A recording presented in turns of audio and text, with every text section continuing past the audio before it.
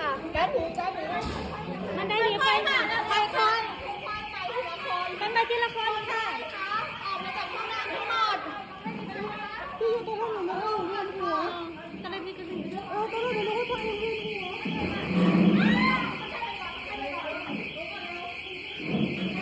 ให้เดินไปก่อนด้านนี้จ้ะด้านนี้จ้ะมาด้านนี้แล้วอีกคนนึงอยู่ไหนชื่ออะไร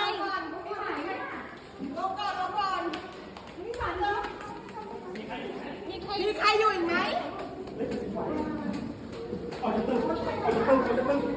มาแล้วมานี่แล้ว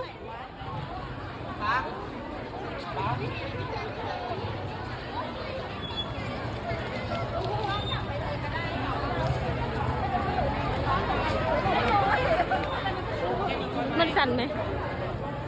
หยุดอันนี้ก่อน